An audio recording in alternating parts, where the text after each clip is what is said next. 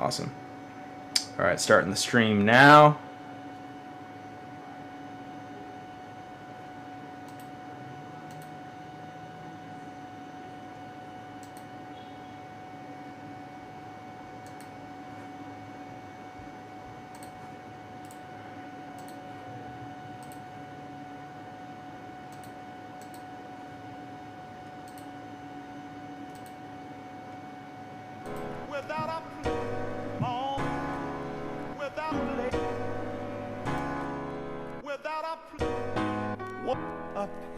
Yeah, join a race, dog, it's up to you.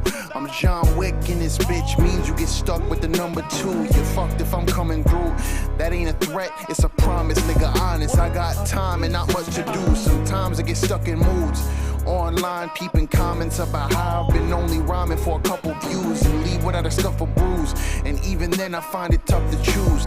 Take the humble route or bust a fuse. Groundbreaking, never turning down. This can make the ground shake. Need some work, I got a quick turnaround like a bout face.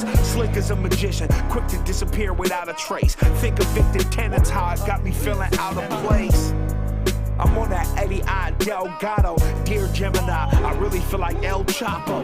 You ain't finna roll up on us, you a stale Frano. I serve them quicker than shell tacos from Del Taco. I'm the boss, so address me as the head honcho demigod. I swear to God, I'll wet him like a poncho. 667, one above the devil, rep the motto. Every hook's a heroin injection with Demi Lovato. Without a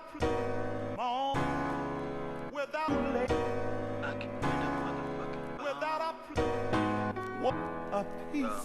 Pure dope, this what the fiends copping. The young titan like a teen robbing. On the beat, gliding like the green goblin. But I go Spider-Man and swing on them if it's beef on it. I put that stick to your noodle, I don't eat ramen. Dropping heat often, even when I speak nonsense. This gift I carry ain't a peace offering, please stop her. Flow greasy, so steezy, and my feelers looking like some old Yeezys. Curls banging like I'm old cheesy. Just with a fresh taper. Back in the town up where they kept scrapers. Slapping head bangers, stay surrounded by these bread chasers. I'm an ends maker, not a med taker. Depression under control, long as I get paper. Leave room for Jesus, got a slow song for you. Then chase, sample it, then cook it, watch the stovetop boil. Who are you? Jewish do, so I know my lawyer, but Peruvian too. That's why it's all arroz con pollo. That's why we getting chicken like a church and see the light, while they disguising hater comments like it's courteous advice. All the shit that you could do except for worry about my life. I did the dishes, did my laundry, even flirted with your wife. She had a 5'2" frame with a high chew waist. Yeah, that body unreal, I think she Y2K. Yeah, we taking vodka shots, no sky blue taste. Till I'm feeling lost, yeah, we pouring wild goose chase. Give me space, maybe leave it open. We a receipt of smoking, living la vida loca. Why you reviewing my shit? Bitch, you ain't Ibero. But take a second, maybe take a breath for a faint reflection. Trust some Deepak Chopra.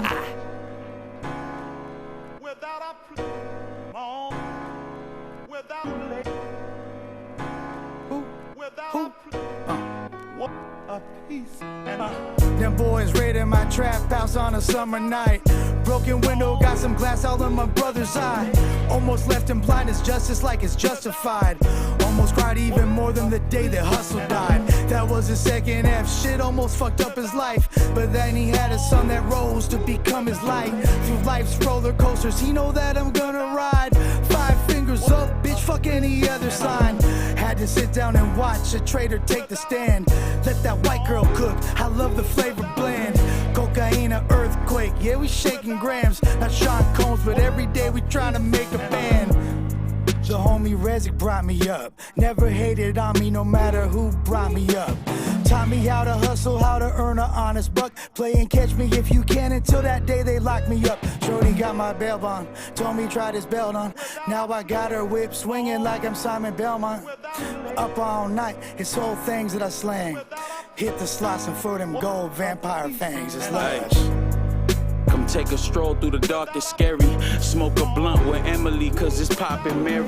Wanna in my lungs, walking with the plug. Tap your jaw, jack while Paul paint the altar with your blood. Man, who you talking to, you scrub? You soft as a Nerf pass and boring me. I got on a nurse mask for the quarantine. First class overseas, I pluck my girl's ass off an orchard tree like a Georgia peach. It's more for me, the more I live, the more deceased. The more I live, the more alive. Feel I could live forever, man, in me immortalized. That bitch butterfly, I go inside. She stepped to me with a big tongue like Jordan 5. Who am I to hate? They pressing me to drive like a license plate. So me from a year ago is simply night and day, yeah. Massage the cow, I create higher stakes. Rolling good, my escape, smoking woods, fireplace. Let's go. Boom! Sup everybody? Welcome to Ruin an Hour, a safe place to talk about anything from sobriety, addiction, depression, anxiety, balance, and life. My name is Kyle Gray. We're live twice a week, sometimes once a week, always 5 p.m. Pacific Standard Time, right here on Ruin Your Day. Today, I got the man, the myth, the legend himself, Lush One, in the house. How you doing, Lush? What's good with it, Kai? Hell yeah, man. I'm glad that you were able to do this today. I know I hit you up the last second, but always grateful to have you on. How's sobriety going, by the way? It's going good. One thing I want to make note of before we get into all this is how crazy it is, because I know that song came out, the one that you just played, the Demi Lovato joint, on the most recent Ruin Your Day radio compilation that dropped, like 2 or 3 months ago. Yeah. But we recorded that song in last year. We recorded it last year. Chase was sitting on it for a while, and it was pre-COVID-19, but Fredo had a bar where he said, "I got the mask on for the quarantine." Oh, wow. Super prophetic. Yeah, interesting. That's wild. That song is really cool. Has a lot of heavy hitters on it. But yeah, man, I wanted to get you on today because, we're going through a pretty similar journey, and I think that you have a lot of great stuff to discuss. I was thinking about it today. I'm out when I was walking back from my run about what I was going to talk about, and I remembered I hit you up last week wanting you to be on, but you couldn't make it because you had a meeting, and I was just like... So, yeah, I was gonna say that, so I would be doing this more often, but this night happens to fall on a night where I do this thing called an HNI, which stands for hospitals and institutions, where me and some of my brothers in recovery talk to people that are currently in treatment. Dope. And, get them accustomed to what 12-step meetings are like, essentially, and going over the topics and hearing from people that were in the same exact position they were in a matter of months ago. And it's trippy as hell because I remember sitting and listening to the dudes that would come through and man, what the hell do these guys at first I would be super judgmental, as a lot of addicts are, but then I would be super grateful by the end of it every time and fully engrossed. And it's definitely a break in the monotony, because when you're in treatment, you see the same faces constantly. You know what I mean? And you all share it in the same groups, to the point where it's I know what people are going to say before they even say it. I could predict their shares almost, you know what I mean? So it was it's always nice to hear a different perspective, especially someone that made it out the fog to a degree. So, and now here I am on the other side, and I'm that voice. Awesome, man. Hell yeah. Well, I just want to say again, I'm so proud of you. I think I posted a behind the scenes video of the last Grand Prix, and somebody made a comment about your sobriety, and I just wanted to echo the sentiments of being really proud of your journey and where you're at right now. But yeah, man, you wanted to talk today about healthy life habits, correct? Yeah. And I'm choosing to do that. Nice. That's fresh right there. Boom. That's that yeah. KOTD Grand Prix swag popping up on it. Totally. Live and direct. Yeah, I wanted to talk about that because it's something that I've been struggling with lately, and I want to hold myself accountable for it. Because, as I've stated on this show, talking to you several times, a relapse isn't just chopping up a line and snorting it. That's not when the relapse begins. A relapse isn't just rolling a blunt, taking a shot, you know what I mean, popping a pill, shooting some dope. It's the slow mental deterioration, you know what I mean, that leads to that process, and the break in the routine of a shift of momentum that goes from you're either going up or you're going down. in this sobriety game, and there's no middle ground. Unfortunately, you can't remain stagnant. I cannot remain stagnant. If I'm remaining stagnant, then my trajectory is slowly beginning to go downward, and that is, a relapse before a relapse. In sobriety, in recovery, it's referred to as the mental obsession part, the three parts of the addiction cycle, which leads back to using. You know what I mean? Yeah. So, what have you been And struggling with in terms of like healthy life habits? well, I think the biggest thing is, so like when I was in treatment, I've learned like I wouldn't have been able to remain sober if it wasn't for all the habits that were instilled in me. Because it's not just about not doing drugs; it's Yeah. about why was I doing drugs, and why am I continuing to do drugs, and why is this self-perpetuating cycle completely consuming me, and what is it about me? Like, there's obviously something wrong, and I've just and in retraining and recalibrating my brain, like for all these different habits, just to live a different lifestyle, because my lifestyle was completely consumed by using drugs, and everything that I did in my life was kind of to accommodate that desire. That was like, like as important as breathing or eating. In fact, it was more important. You know what I mean? Like, evidenced by the fact that there are times, I'm over 200 pounds right now, probably a little bit plumper than I should be for show, but like I fit my body frame. You know what I mean? Like, Yeah. I could tone up and stuff, but like I don't look severely unhealthy. Like, I was down to 147 pounds. Jesus You know Christ. what I mean? At one, which clearly, you know what I mean, I'm not meant to be. And Yeah. like, so definitely taking drugs took precedence over eating, over anything else, and being able to feed myself, being spending money. Like, if I had, $13 left, and I needed to get high, I'm spending 10 on getting high. You know what I mean? Like, Yeah. that's it. And like, not even being hyperbolic, that's literally shit that would happen. Or, sometimes I would even, it definitely several times was resorted to me stealing and doing illegal things to come up so I could keep my buzz going, and that's like par for the course for an addict like me. And when I was in treatment, I learned all these new habits, and it became so like they overdid it. Like, there's really excessive rules, and I didn't like it, and nobody liked it in that situation. Being a grown ass man, being essentially told when you have to sometimes you have to ask permission to piss. You feel me? Like, you know what I mean? Grown ass man have to eat at assigned times, and if you don't eat, then you're not allowed to eat. You know what I mean? Like, really getting treated like a straight up child. And a lot of us didn't understand why, but like these rules and that the level of discipline that was being instilled is things that I carry to this day. And a really good analogy that my counselor used was a plane taking off from an aircraft carrier. Have you ever seen a plane take off from an aircraft carrier? You mean in the ocean? Yeah. Yeah, yeah. Actually, I went down a rabbit hole of watching landing and like takeoff videos. So they like use the wire to like catapult them, essentially, right? Boom. That's it. That's it. So like, because like there's the runway on an aircraft carrier, although those things are fucking massive, it's like a Yeah, third of the size of San Francisco when you look at it literally. But it's not as long as a typical runway is. So a plane the same doesn't have like as much momentum to be able to take off properly, right? So if yeah, a plane were to just use that much runway to take off, it would go straight into the fucking water. You know what I mean? totally. But with that catapult thing, it shoots you up into the sky. You know what I mean?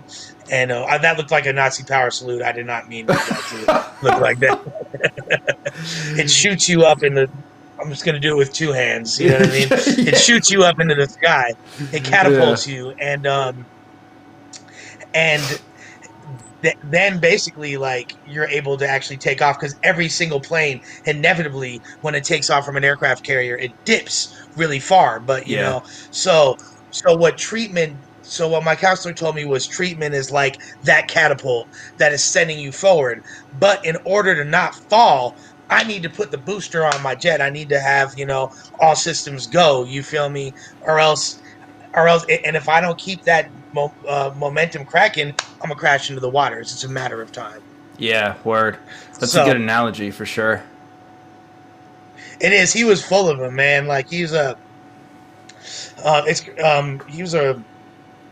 old white dude from Louisiana, super tall, like twitchy basketball player. Dude, shouts to Corey, by the way. He was a really good counselor. He pissed me the hell off. You know what I mean? Like all the time, but that's what his job was. You know what I mean? Yeah. Like like Marissa, you know what I'm saying? Marissa can't stand the guy, but deep down, like I know that she has love for him because he was an instrumental part in saving my life.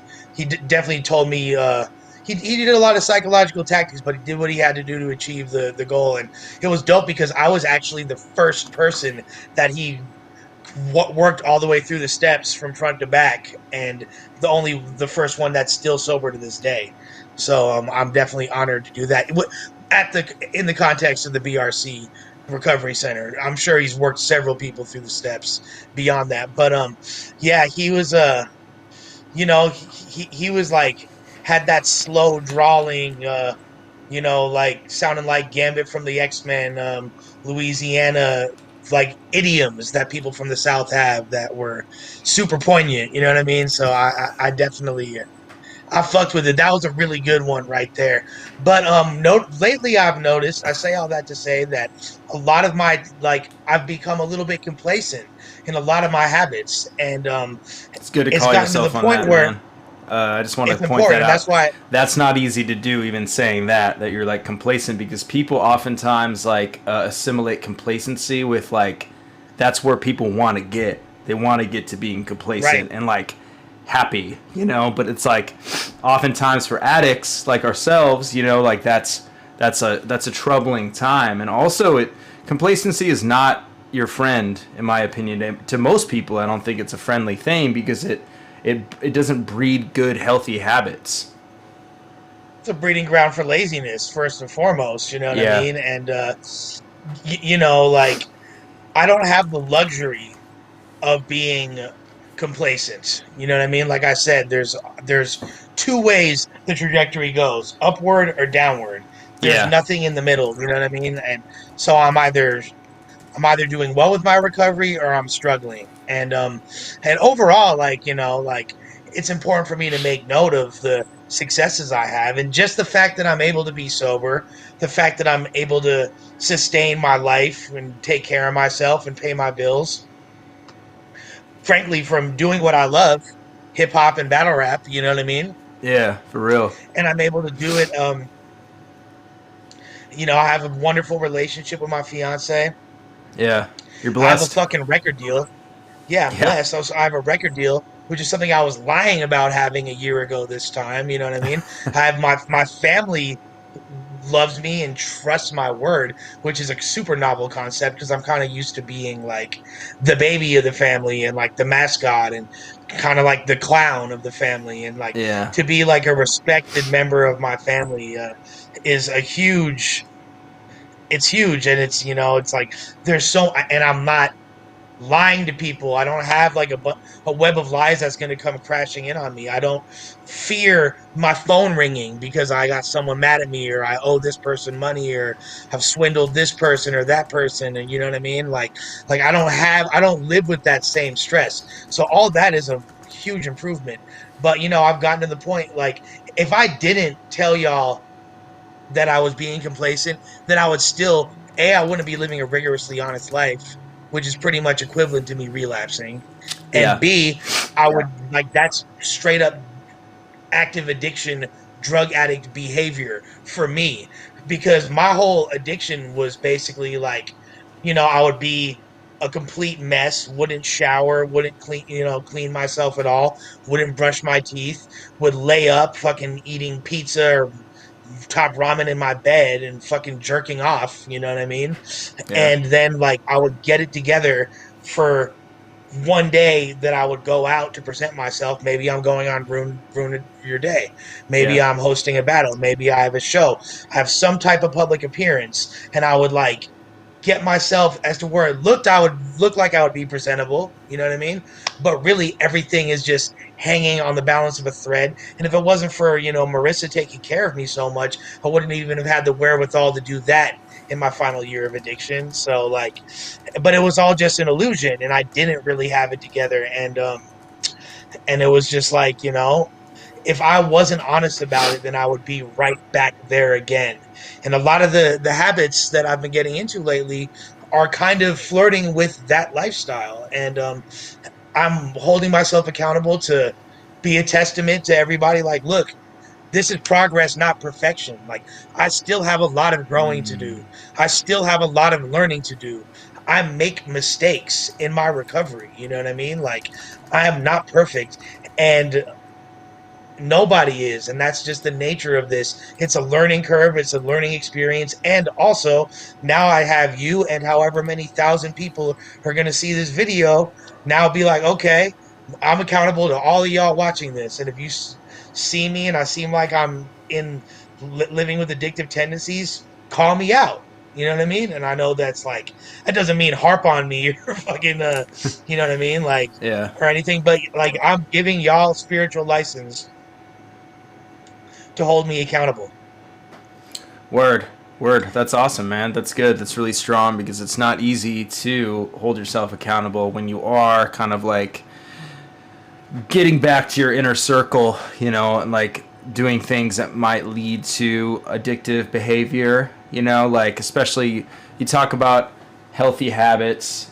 And, I've definitely have been, I haven't been practicing the most healthy habits recently, especially with like just eating like fucking dog shit. But like I watch this guy Wes Watson a lot, and he's a pretty intense guy. But one really good piece of advice he always talks about, and it's a very easy way to get your day off on a really, really productive start. And it's not entirely easy in the moment, but it takes the most minimal effort out of anything. It's just waking up early. Wake up early, Yeah. and get your day started early, because there's nothing easier to getting your day on a successful track than waking up early. That's like a easy win to get early in your day, is just to wake up before fucking 8 a.m. And I have not been doing that recently. I've been waking up at like fucking 10. Just like, God, and what am I, a 16-year-old? Like, Yeah, I've horrible. been doing the same thing, dude.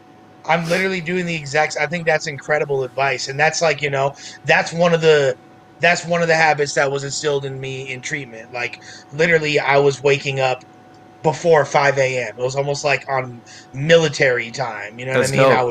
would wait because I had a meeting that I was leading half the time at 6 in the morning. It wasn't mandatory, but I was like literally doing everything I could. So I had, and before the meeting, if I wake up, I would have to take a shower. You know what I mean? Take my vitamins. So there was like a whole line to waiting to get your vitamins, and like so by the time it was 6:45 or 6:54, we had meditation every morning. So before 6:54, I had already gotten up, done my went hosted a meeting, got myself cleaned up, gotten my vitamins, done laundry or something like that, and probably written a letter to my girl, like all that. So like, I'm already more accomplished before 7 a.m. than a lot of people by noon. You know what I mean? Like, and then then it was just like, that would set the pace for the day. So I need to get back in that habit for sure. That's really strong advice. Yeah, yeah. I feel like that's a simple one. And of course, the one that I always preach, which is pretty like, meatheady, but at the same time, I feel like it's like the truest thing I've learned in life is exercise. Exercise is like, in my opinion, the key to so many different things. Like, when you're working out, you're never like riddled with anxiety. If you're It's like true. pushing yourself extremely hard with your physical exercise, you're not like thinking about how depressed you are. You're not riddled. You're not like crippled with anything. You might be afterwards, of course, but when you're doing it, it's the easiest way to just like boost your vibrations. Like even going outside and just walking around the block, you know, it's like anything. Dude, the hardest part of working out is like before you actually go to the gym. Once you're in the gym, it's cool. You feel me? It's like the whole mental process of like going to it, and like and physicality it's a part of the 3-step triangle of recovery. So there's the triangle, which is the pyramid of addiction cycle, which I said the mental obsession, the physical allergy, and the spiritual malady. And then the inverse of that is your mental health, your spiritual fitness, and your physical fitness. You know what I mean? And then all three of those correlate. Like the physical allergy affects your body, the mental obsession affects your mind. That's where the disease is rooted. You know what I mean? Like, and the spiritual malady, of course, is rooted in your spirit. So when you're taking care of the outside of that triangle, it's not going to affect you on the negative side of it. You know what I mean? And that's really important for me to keep in mind.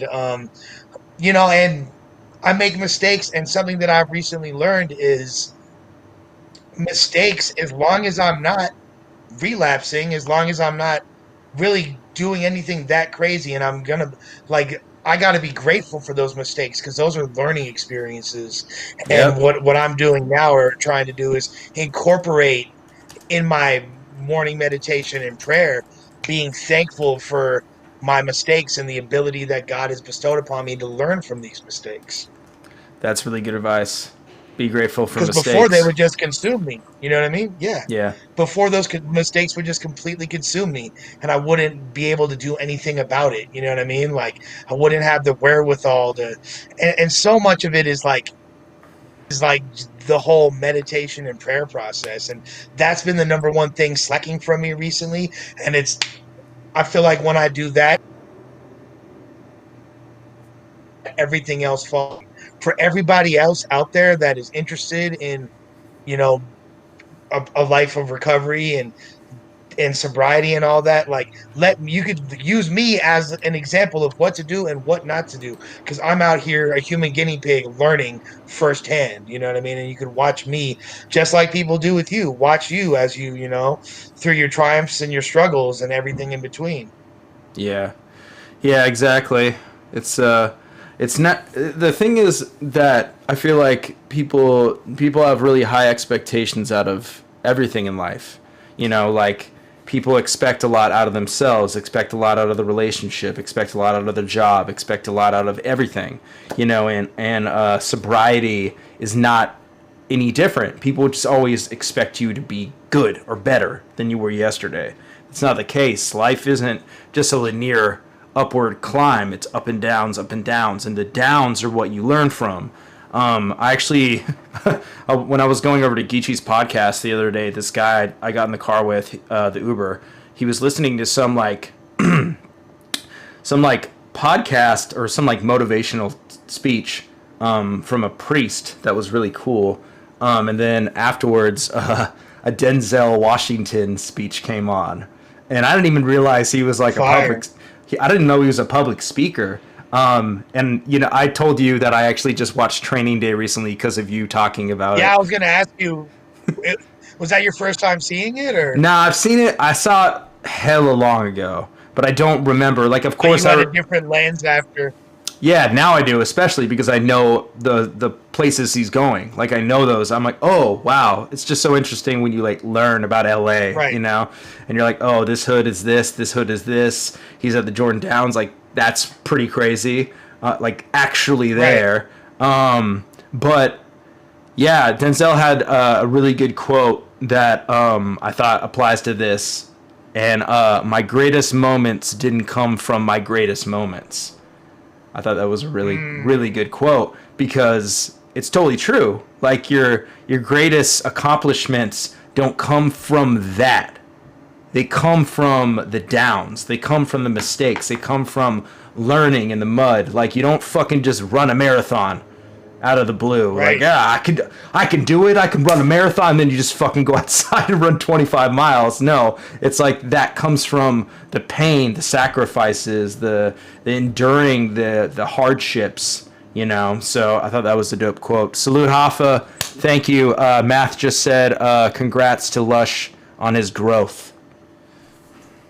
Much love, Hoffa, man. You're killing it, dude.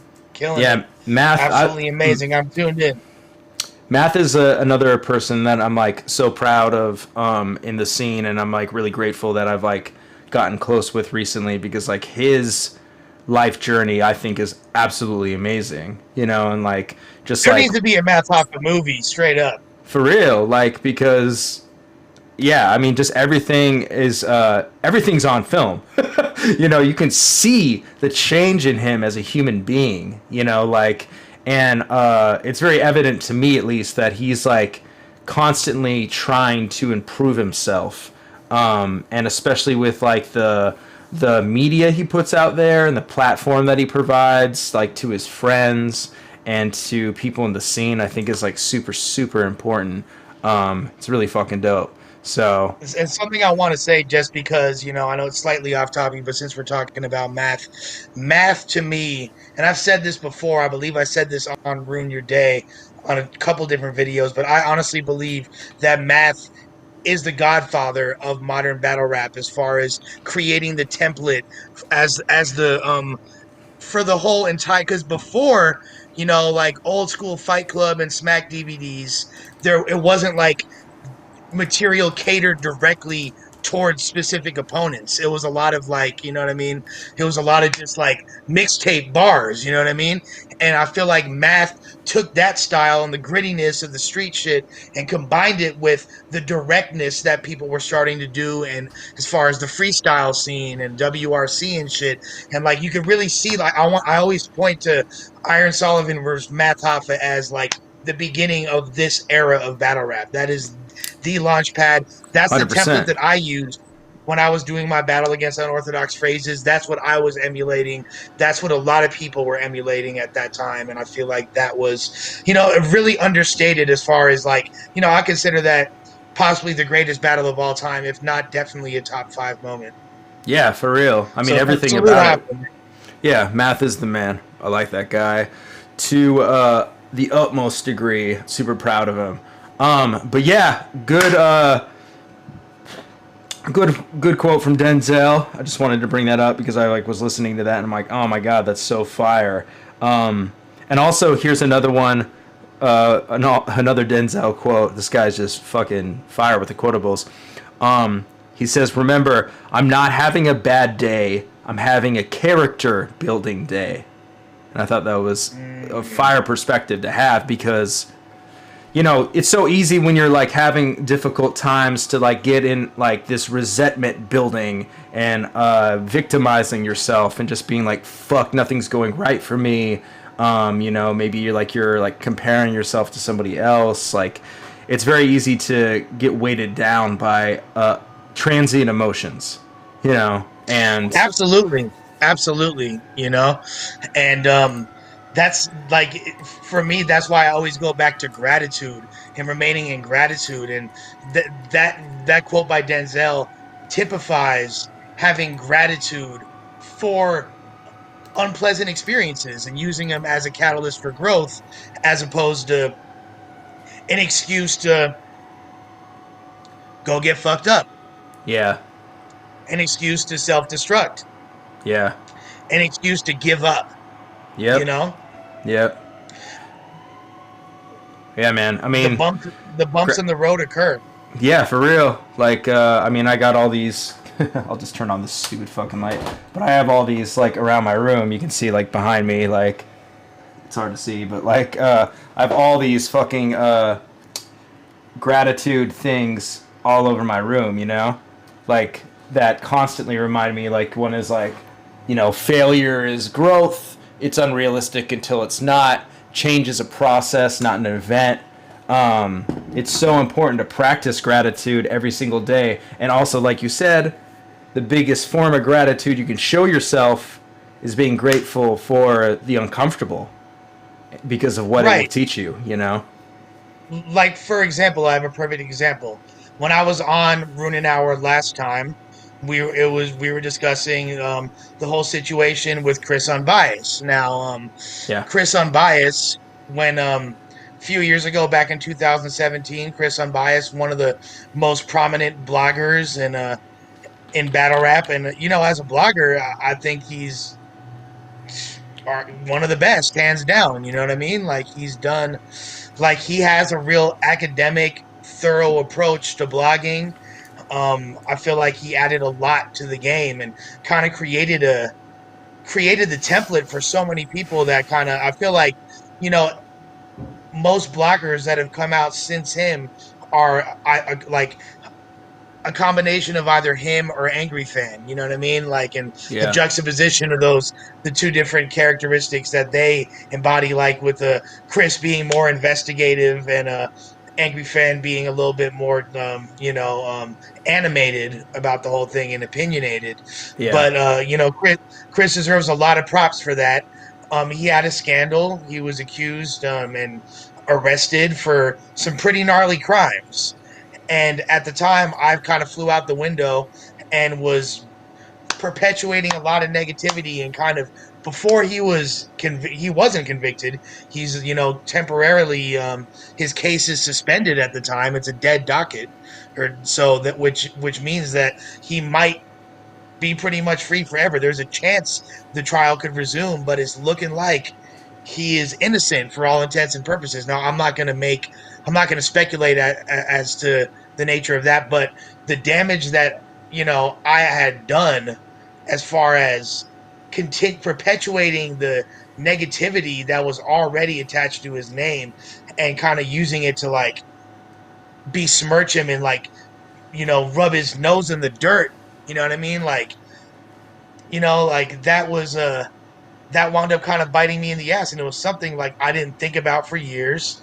And I never really, I had heard that he had been released a while ago, but I didn't really like know anything about it and didn't really care and didn't really think much of the fact that I had been very negative towards this person. Now, if you've noticed, since I've gotten sober, I went from somebody that was constantly marred in controversy to I don't engage in any type of negativity. Like, I'll catch myself sometimes making a negative tweet or a negative comment or something like that, and I'll delete it. You know what I mean? Like, Yeah. I don't even care if it's a comment about my opinion of, whatever rapper, Lil Baby or J. Cole or, whoever. If I like a song or I don't, like, I don't feel the need to impose or assert my opinions on other people. You know what I mean? Like Yeah. I'd rather lead by example and be as a testament of having strong character and integrity, and you know what I mean, like, and if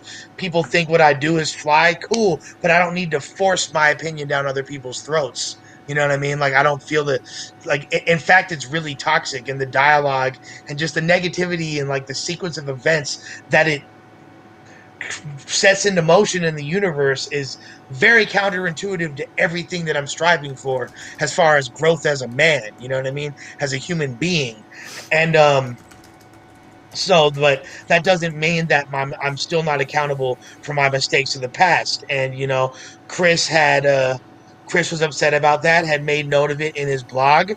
And what did I do at that moment? Well, I prayed about it, I meditated, I thought about it, and I came to the conclusion that right or wrong, whether or not I believe he's guilty or not, that's irrelevant. My actions as a man were wrong, and I need to be held accountable for those actions. So I apologized to him, and that was, I had put the apology out there before I went on the Runin Hour, but it wasn't until after Runin Hour that he actually responded and we were able to dialogue, and it's completely squashed now. And him and I are building towards a positive relationship at this point. And you know what I mean? Great. Like, and that means so much to me that I was able to learn from that. And like, so that's a character building day that I'm grateful for. And it could have been something that just made me upset, made me, just go back into my old patterns, regress, and just have an excuse to just shut down or spaz out, and instead I took, and I'm not trying to, hop on my own dick about it, but I do feel like I handled the situation with grace and class, and I'm grateful for that, and I'm very grateful for Chris, who's clearly grown a lot as well in the interim, and to be able to be forgiving, and we could both grow and learn from the experience. And I'm not here to define what he learned as far as his dealings with me in the past, but moving forward, I'm very hopeful that we're gonna have a much different relationship. Yeah, And even if that don't mean we got to be best homies, totally. but Yeah, it's just about making amends, like you said last that time. felt really good. And Hell yeah, that's fucking awesome, right, man. but you know what I mean.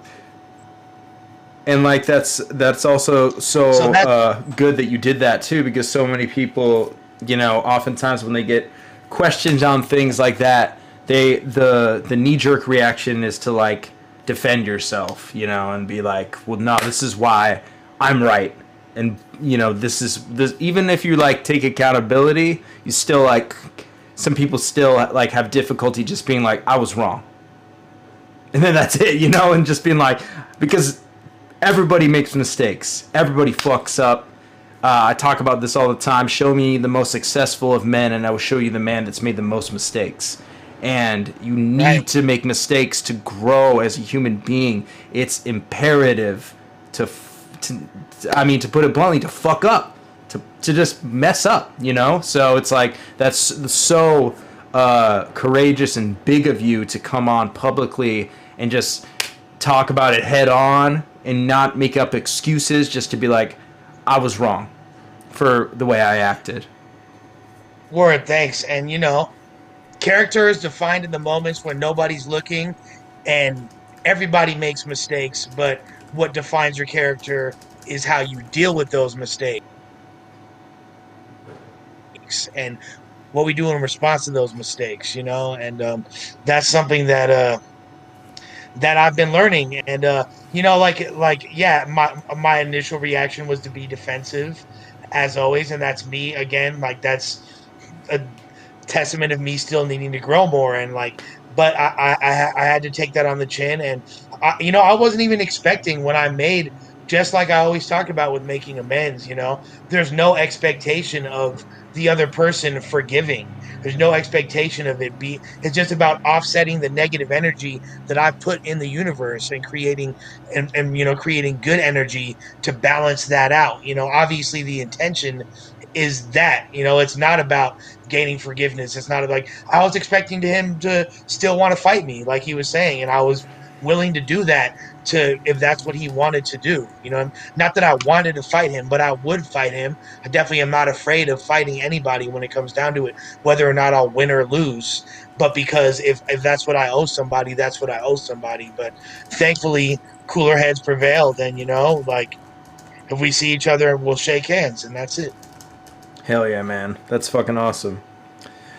Yeah, that's super big, man. I mean, shit, that's like the first step to like you said, just going through and making amends of like all mistakes you make, and that's not an easy thing to do. But it's when you're doing it, it's so empowering, like it's such an empowering thing just to apologize, be like, I'm wrong, and I don't do that all the time. I definitely defend myself in ways that I shouldn't. Sometimes, I definitely feel like victimized in some situations when I should be apologetic and more open-minded to different perspectives. It's not an easy thing to do at all. You're an interesting blend of being simultaneously pretty stubborn but open-minded at the same time. Like, it's weird. It's hard to. Yeah, I'm very stubborn. Like, I'm super like, I come from when I was younger, I was like insanely arrogant, stubborn, and I still am working on it a lot. I find myself struggling with ego a lot, and just stubborn in my ways, not wanting to be wrong. That's a hard thing to navigate, because you feel like less of a person when you're wrong. I don't know if that's like how I was raised, or just like humans naturally feel like inherently less when they're incorrect. But I want to get more comfortable with being in a discussion and being wrong and feeling good about being wrong and feeling good about learning, you know, being like, oh shit, you're right. You have a good point. I was incorrect. And now I know your perspective and I learned, you know, and like, because that's so much a healthier way to go about things, but it's not easy. It's not easy at all. It's fucking No, it's hard. not. And I feel like there's like to an extent, people like oftentimes give a negative connotation to the word humble. You know what I mean? Like you know, you talk about like fighters and someone loses a fight, like, oh, he got humbled. You know what I mean? Yeah, Like, and word, people look at word. it like as a negative thing. Like having humility, being able to admit you're wrong, being able to admit that you don't know something, understating your understating your opinion of yourself, that's actually a strength. Not having to rely on the false sense of security that an ego provides. Yeah, you're right. Because to me, like being egotistical and insecure are like one and the same. You know, that's Batman and Robin. That's a good point. That's a really good point. I got a couple questions from the chat to tell What y'all you. talking about? First off, we got a super chat. Jose says Gold Bricks Part 2, my favorite jam. Salute Lush from San Diego. Hey, much love. I appreciate it. Shouting, bringing up the old school jams. Gold Bricks in the Wall album and the Gold Bricks Part 2 record will be 10 years old in February. Wow. Damn. What made you go sober? I know you've talked about this a lot. If you just want to give like, No, no, of course. I mean, my life was unmanageable. I was powerless over drugs and alcohol, and I was completely desperate to change my life.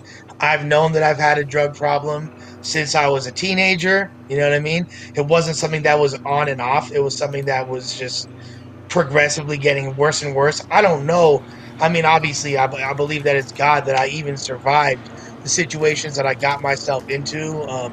I've had attempts on my life. I've been incarcerated. I've had investigations that would have put me away for a long time.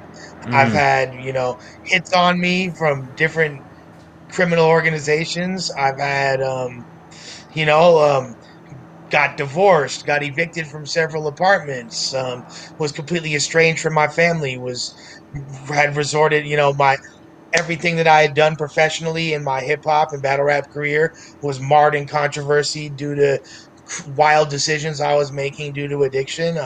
I'd alienated everybody close to me to a certain degree, including my fiance and closest friends. My family wouldn't even allow me in their houses at a certain point.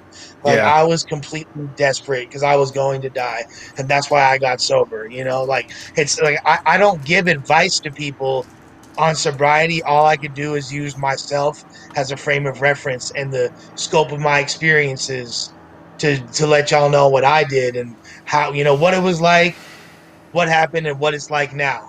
And that's hell the yeah, that's the nuts and bolts of it essentially. Like so, like I got sober because I was completely desperate, and through that desperation, that afforded me the opportunity to have a spiritual experience, which led to a complete psychic change. I'm a different person.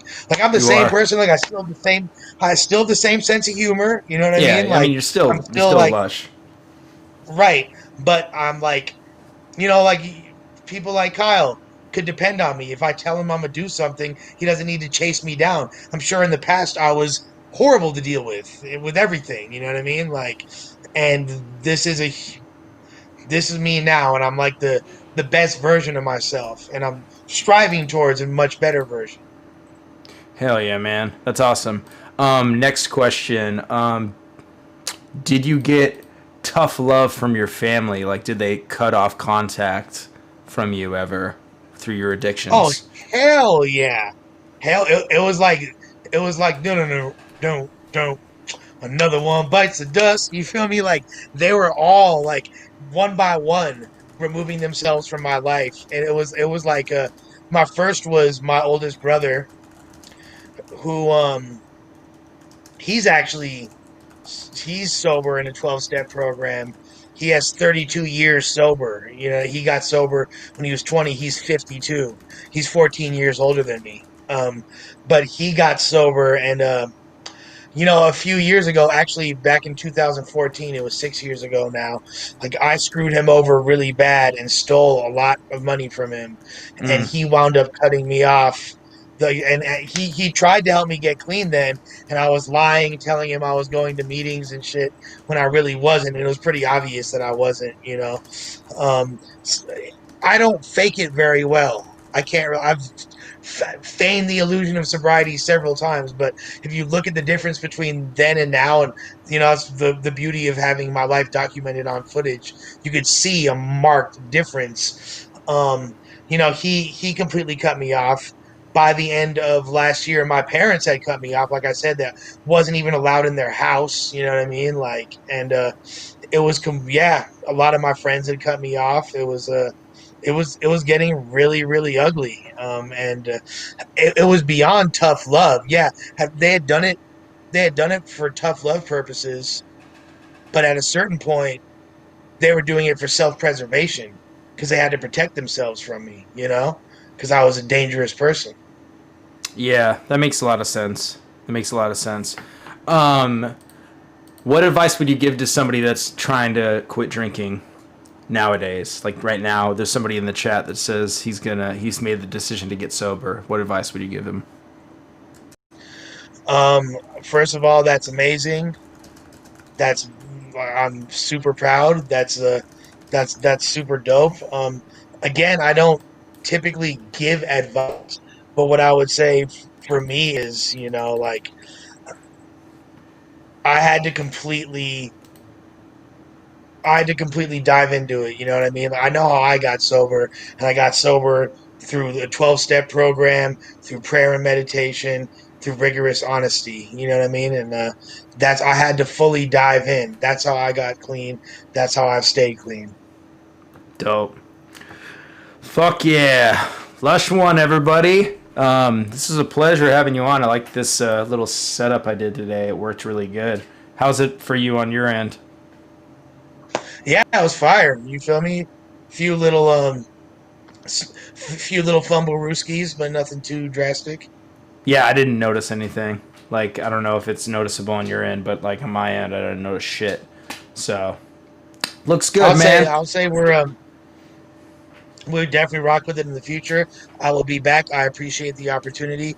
I appreciate the opportunity to, you know, serve as a catalyst for entertainment and inspiration, especially during this trying time that we're all living in. Much love to all y'all. Again, anybody that is further wants to pick my brain more about my recovery process and what it would entail for you to get involved in that for yourself, don't hesitate to reach out. The most important part of me getting sober and staying sober is doing things like this. This isn't just helping y'all, this helps me because this is me carrying the message. Word up. And thank you, Kyle, for being, you know, being that guy, man. Of course, Fucking man. love this fool forever. Thank you, Lush. I love you too, bro. See you this weekend, dude. Hell yeah. Yep, tee up, baby. All right, guys. I'm gonna go live here in like 15 minutes with Eli the Mayor, Ratchet, and Ron Compton, and we're gonna be watching some battles. So tune in pretty soon. All right, peace out, Lush.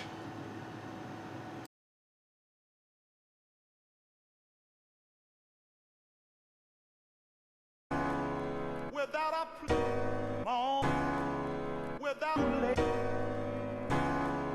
without a piece and a